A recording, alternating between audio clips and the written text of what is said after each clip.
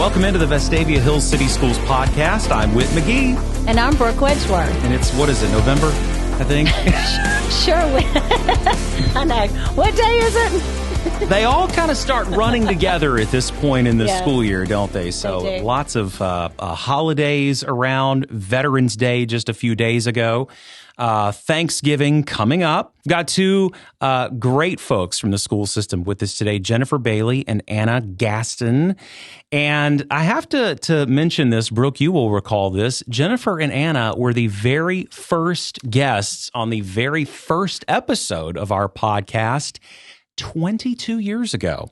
If you can remember that. Yes, it's been a long time. And that's It says a lot about the two of you that you're still doing a podcast. Well, We were your first guest. Hey, we're here and better than ever. No, it was I guess it was 3. Was it 3 years ago? 4? I don't know, because the years run together too. I don't know what month it is. I don't know what year it is. It was back in 2020. I do remember that because we 4 years. Right. Yes. So, but it's great to have you both back. Good to see you. And y'all were so popular then that we had you back again. Of course. 4 years later. That's right. It just took that long to get you all It took a while. back. It took a minute. It took a minute. We had a few other things we wanted to get to.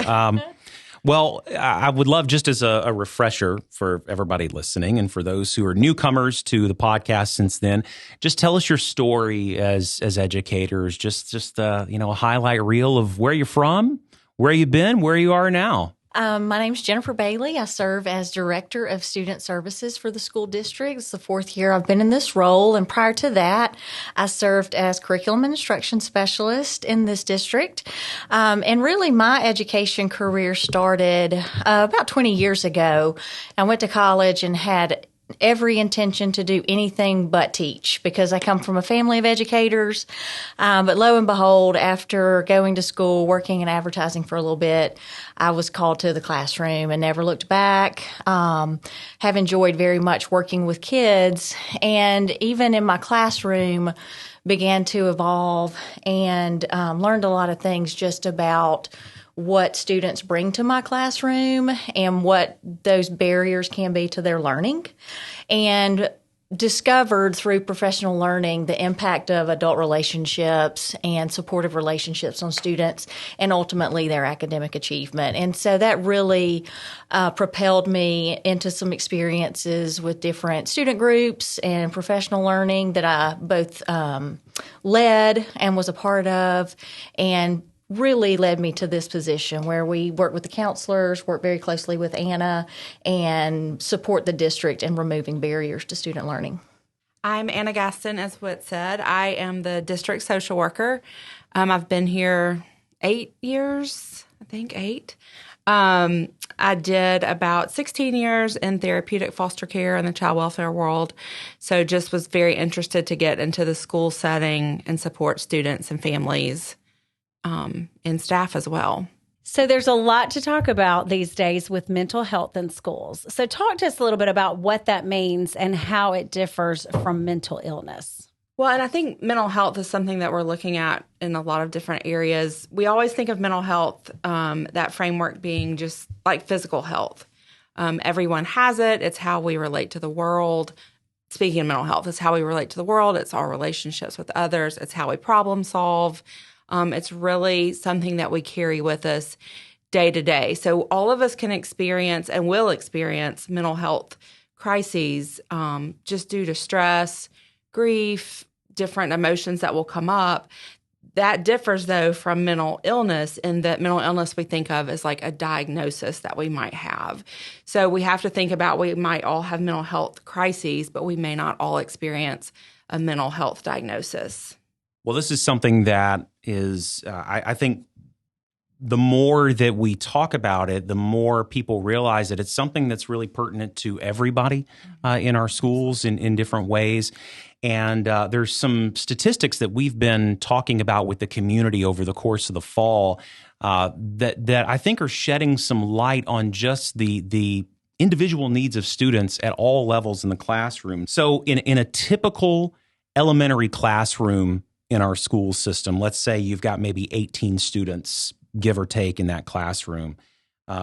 somewhere in the neighborhood of 5 of them are going to have an individual education plan or IEP or 504 accommodations or be an English learner or be gifted. There will be 2 or 3 that have a chronic health concern of some kind, at least one who has ADD or ADHD, and then several more who may need additional supports in their academics, which we call Tier 2 or Tier 3 intervention, or additional behavioral supports. And that doesn't even touch just day-to-day behavioral things that come up with students. And then if you go to a typical secondary classroom, the middle or high school level, some of those numbers can be doubled. And so I think that that's something that a lot of folks get surprised by in the community when they tell them, because people just sort of assume that we just have a bunch of normal kids coming to the classroom. There is no normal, is there? Absolutely. Absolutely. Yeah, I would just say normal kids experience hard things. And I think one of the positives that came from our experiences in 2020 is that some of the stigma associated with mental health has been, we've sort of overcome that, and people see the need for help for themselves, help for their students. And really, when we think about a classroom setting, the standards that teachers are required to teach and the instruction they're required to provide to our students is so very much. It is a high standard, it's rigorous. And if they just came to school every day ready to learn with nothing bothering them and nothing going on in their lives, and all they had to think about was that class, then it would still be a hard job. But instead, they come with all of those things that you talked about. And Anna and I spend a lot of time talking with our staff across the district and other people about the invisible backpack that they bring to school every day. And so they bring that in, and before teachers can even really get to the heart of a lesson, they've got to think about how they're going to get there with all of those individual students, with the student who has an IEP, with the student who is gifted, with the student who has ADHD or has a mental health issue or has a health issue. And so the stakes are so high in classrooms, and our teachers are very challenged to address all of those things. And I think, too, as we look at the stigma, and hopefully it is decreasing, when we look at the invisible backpack, our teachers and our staff are also bringing in, we all have an invisible backpack. We all have our life experiences, our self-concept, all of that, all of our coping skills packed up in those backpacks. And so we're all doing that. And so one thing Jennifer and I have also done, not just working with the students, but also trying to help support teacher wellness and staff wellness to help understand that we're all carrying that backpack. And it's something that we're just really looking at and educating about and normalizing. But the good thing is that we've pulled back some layers to see that and acknowledge it, and now we can start doing things about it. Yeah. I have to jump in real quick, Brooke, and just say, Anna, I had the opportunity to hear you a couple of weeks ago during an administrative master's class with Samford University, and that term invisible backpack just stuck in my mind, and I found myself like repeating that almost on a daily basis when I walk into schools. It's the things that kids and teachers and staff are experiencing outside the walls of schools a lot of times in their homes, in their own personal lives, that they're not just going to announce when they walk into the room. I mean, they may not be wearing a name tag that says, hello, I've got, I'm dealing with this or whatever. That's just a really powerful thing that our folks have to think very consciously about, is what's going on inside a student's heart and mind on a day-to-day basis, and how can we wrap support around them. And a lot of times we can't unpack that backpack completely because we all have to go home and we all have to go back to our lives. But the idea being, as we build relationships and support students and staff, we pack additional things into that backpack. So while there may be dealing with negative things or things that we wouldn't be ideal in the backpack, we're also adding layers to that they could access on a more positive side. And relationships are key to that as we work through all mental health for everyone, really. So it seems like the most reported, I would say, mental health concern we're seeing is anxiety. Yes. So talk to us a little bit about what you're doing, plan to do to really help equip our teachers, even with, what that looks like in the classroom, or even providing our children with strategies to help with anxiety? One of the first things I think that we're doing, and one of the most important things I think, is just educating teachers, staff, and parents on anxiety. Because when we talk about anxiety, a lot of times we're not talking about an actual diagnosis of anxiety. We're talking about symptoms of anxiety.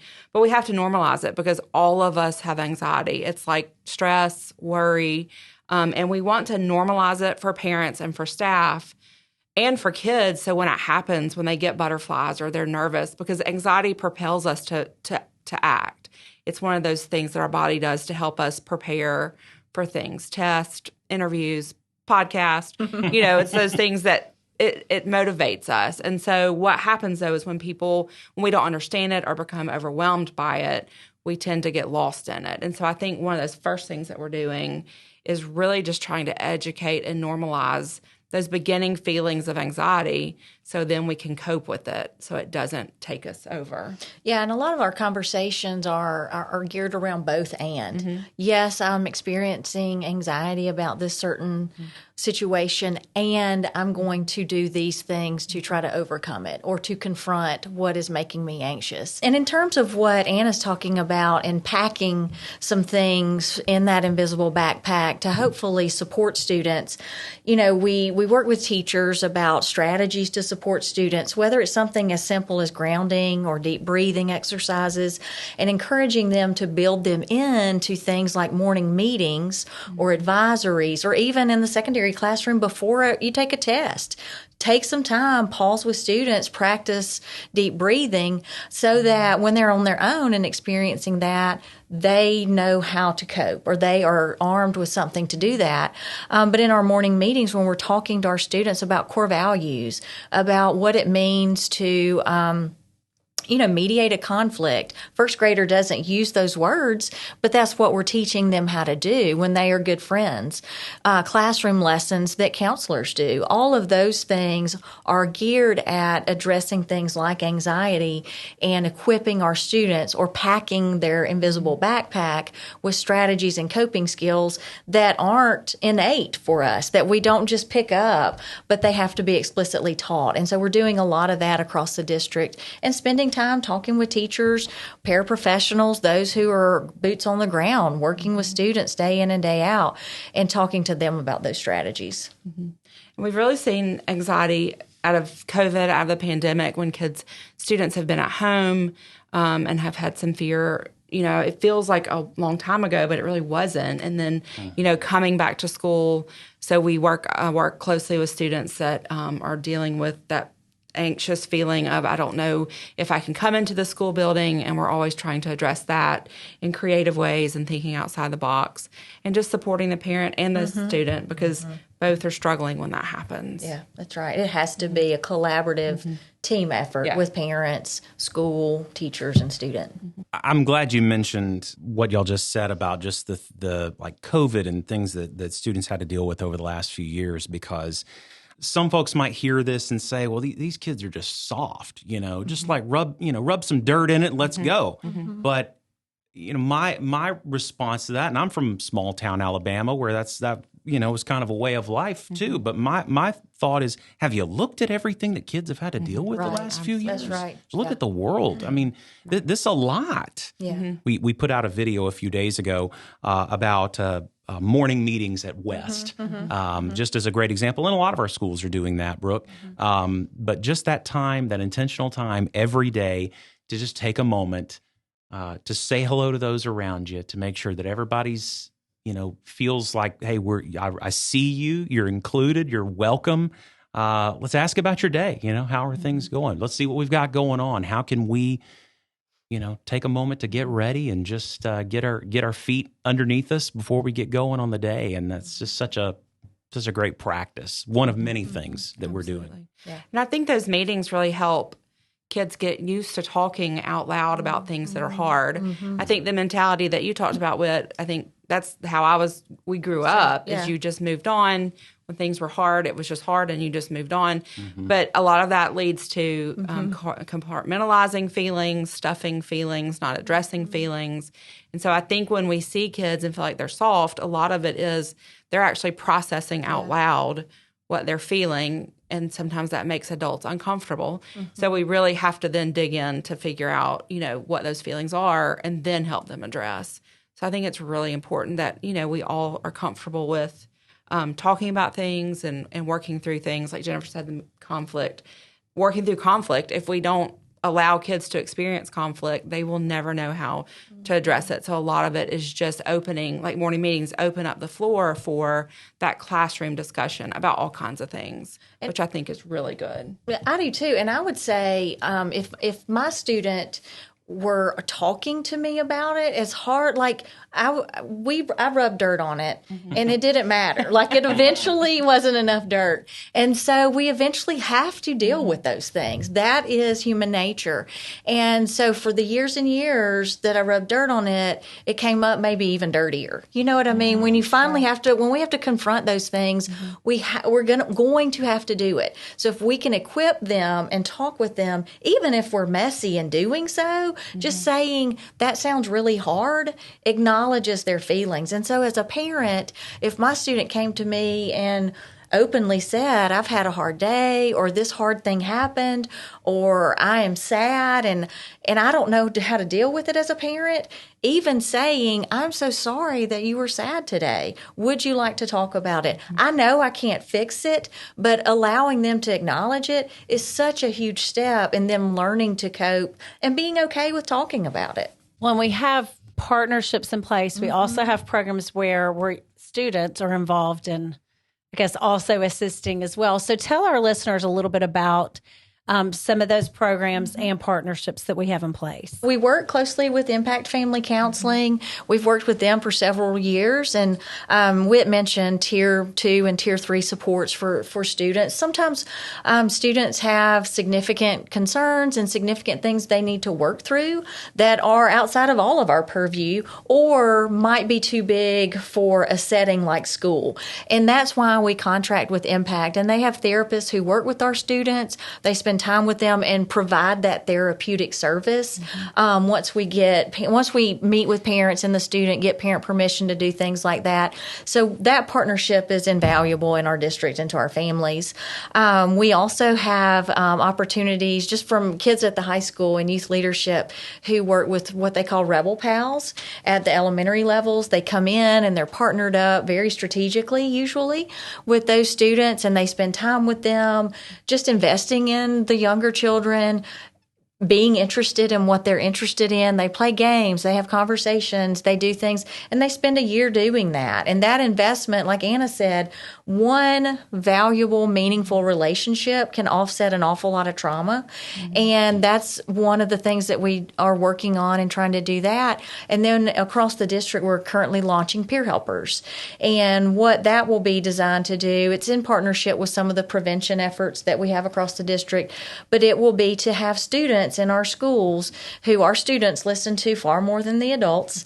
They will be really serve as representatives for all of the students in the district, and they will do more peer-to-peer work and be buddies, be friends, welcome new students. If a student is in conflict or struggling with something and they want to be partnered with a fellow student, that will be another layer of support for them that we're super excited about.